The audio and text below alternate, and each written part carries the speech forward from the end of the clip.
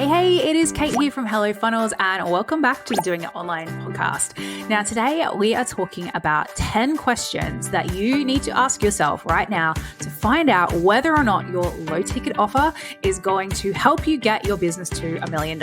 And so let's not muck around, guys. Let's dive right on in.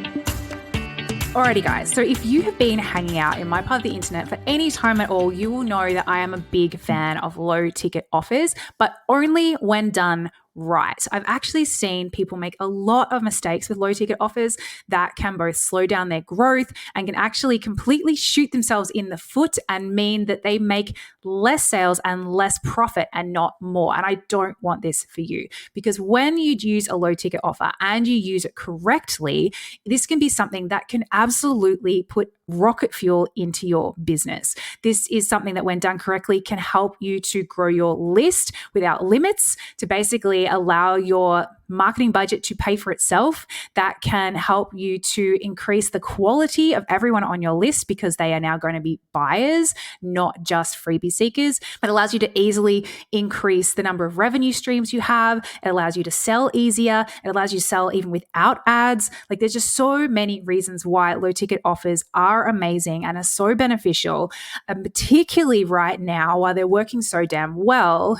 But again, only if done right. If done wrong, they can be disastrous. And I have seen this, and I have completely cocked them up myself, guys. I'm not out here saying that every time, I put out a low ticket offer, it is perfect. I have even some recent examples of one that I should have known better, but I wanted to try out anyway. So today I've got 10 questions for you. 10 questions to use to basically audit either your existing low ticket offer or one that you are currently thinking about creating. And if you get a yes to all 10, then you've got a pretty good idea that you're on to a winner, and it's going to not just sell well, but help you to reach your other business goals as well. And that is really the point of the low ticket offer. Okay. All right. Question number 1. Does it have what I call click appeal? Is it something that is interesting or different or unusual or unexpected, or that is something that is really, really specific and top of mind to your ideal client? Now, there's lots of different ways of doing this, but basically, if you put this promise of whatever your low ticket offer is, and low ticket offers should always have a promise, guys, like as with everything, it should have like, what are they going to get out of it? Like, what problem does this solve? If you put just that into someone's very busy feed that they're going to be scrolling through, whether it's done organically or done with paid ads, is this going to make them stop and go, oh, that's interesting, I haven't heard that before, or oh, that sounds like exactly what I need. It's like they're reading my mind. So does it have click appeal? If it doesn't, you're dead in the water, okay? All right, number 2, is it insanely easy to understand, as in understand both what it is, what problem it solves, who it's for, and how valuable it is? Like, that's a lot of information that you need to kind of get through in a very short period of time. Because again, how these things normally work with a low ticket offer is you might have a reel and a caption and tell people to be DMing you a particular word to get the details. Or it might be an ad, so in which case it might be a short video or just an image, and you've really just got like a headline, and you need that headline to connect enough and have people go, oh yes, this feels like it's me. I understand that. Because if people are like, what is this again? And particularly like not just on the ad, but then they get through to the sales page and like, I'm not really sure. Maybe this sounds kind of good, maybe. But if you're not grabbing them and having them go, oh my gosh, this is what I need, then you're going to lose them. You have a very short period of time to get their initial attention.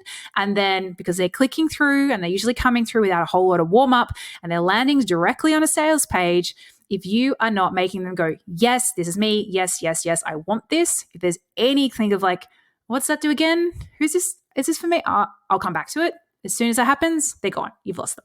Okay, number 3, does this appeal to my ideal client specifically? Now, there's a little bit of an art here with low ticket offers, that you want to try and find one that is not going to be so specific that it only appeals to your ideal client, because usually when you do that, you're just not going to get many people in, and that's not going to give you the number of sales that you need, particularly if you're running ads, for that to be like a profitable pays for itself exercise. But you want to make sure that it is also very appealing to your ideal client. Like it might be appealing to a slightly wider group. It's not just like if your ideal client was, I work with women 45 to 55 with 5 children. It's a silly example, but as an example, and you're also going to be appealing to people with 4 children, 3 children, 2 children. That's fine. But you want to make sure your target, your middle point is your ideal client. And yes, you're going to have a radius around that of people who are almost or sort of or similar, but you don't want to have something that's so broad it appeals to everybody and all you're doing is filling up with your list with people who are nowhere near your target market. So it's about finding that balance, like something that's specific enough that not everybody's going to jump onto it, but broad enough that enough people and that the list and the pool that you're going out and fishing in is big enough for it to be profitable. All right, question number 4. Is it valuable enough to your ideal client that they'd be happy to pay for it?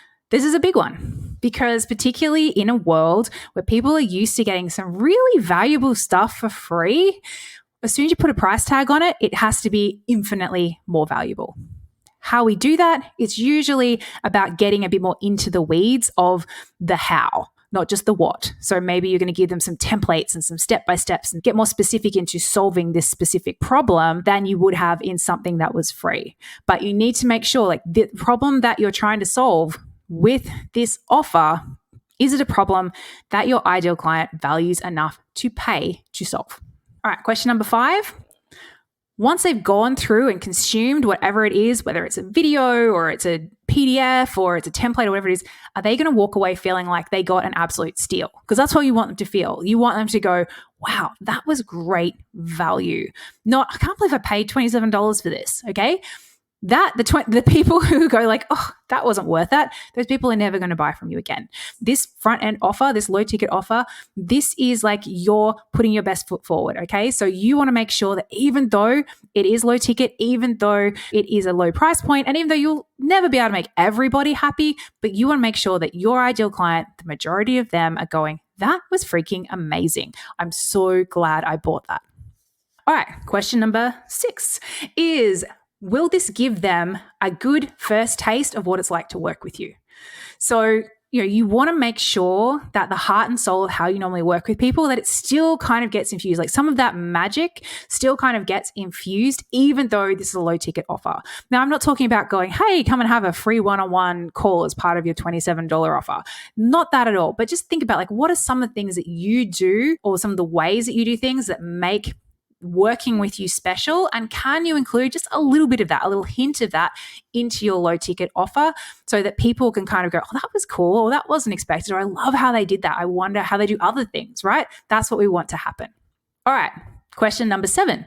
Does it leave them wanting more? Now, this is really common, particularly if this is your first attempt at making a low ticket offer, or even one of your first attempts of creating things online, where we try to, and we almost compulsively over deliver. We're like, oh, I'm charging people for this, even though it's not a lot. So I need to make sure this is the best and most valuable thing ever. So I'm going to make sure I go in there and I don't just solve this problem, I solve every other problem they have in so much detail that they're going to get in there and go, oh, wow, they're sweet. They've sorted me out for years. I don't ever need to come back. This is not what we want. We want them to come in, go, this is great. This solved this problem. And now I've solved this problem. I want to solve my next problem with this same person because they were awesome.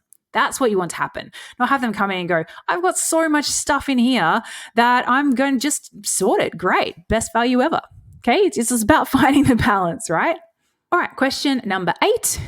And these two are quite linked, but is it easy to consume and implement? So again, just further going into them, making sure we're not giving them too much stuff to either do or learn or watch or listen to or consume. You want to make sure they get in there, they can watch, if there's a video or anything, that they can watch it, do it, tick, done, and move on. This is still like, you always have to have in the back of your mind that a low ticket offer, it is still like an opt-in. It is still like a lead magnet. It still has to behave the same. You want people to get in, get the value they need out of it, and be moved through and ready for the next thing quite quickly. You don't want them going, oh, this is 31 days worth of content. or this is me sorted for the next 90 days. That's not a low ticket offer. A low ticket offer is something where, okay, I'm going to watch a 30-minute video. I'm going to fill out these templates. I'm going to do an hour or so of work and I've achieved my outcome. I've solved this small problem and great. What's next? Okay. That's very, very different. It's super common. We have lots of clients coming to us who go, oh, I created this low ticket offer. It was 90 days of this. We're like, that is not a low ticket offer. That's just a really cheap course. Okay. So low ticket offers, they have specific purpose. And that's what these questions are designed for. Question number 9, does it give them a quick win? So we want to make sure that, again, they go through, they're achieving something, they're going to go like, oh, yes, I feel like I've done something, I've learned something, I've had a big aha, I've solved this problem, I've fixed this thing, I've patched this hole, whatever it is. You want them to have some kind of quick win as part of it because that shows them that you know what you're talking about and you can help them because you've just helped them do this one thing quickly. So maybe you can help them do the next thing quickly. And again, we're planting the seeds. You want people to go, this was so great. I really want to do more with this person. And lucky last question, does it lead naturally to your next offers?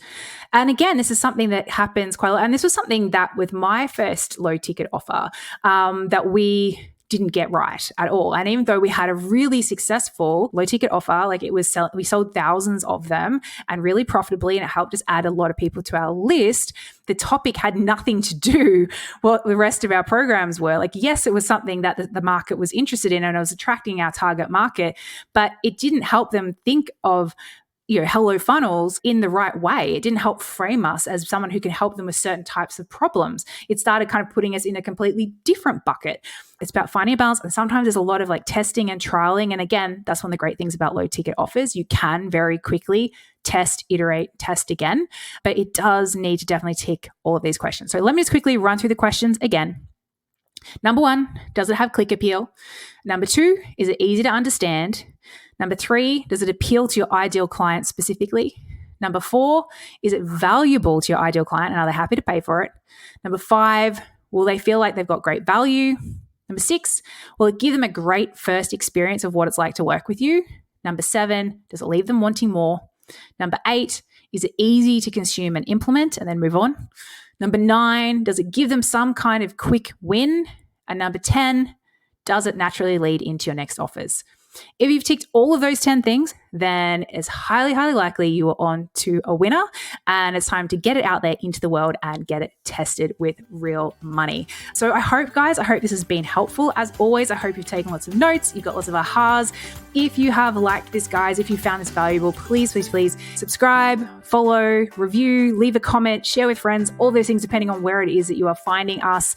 It absolutely means the world to me. And thank you so much for spending time with me this week. I can't wait to share more nerdery with you next week. I will see you then.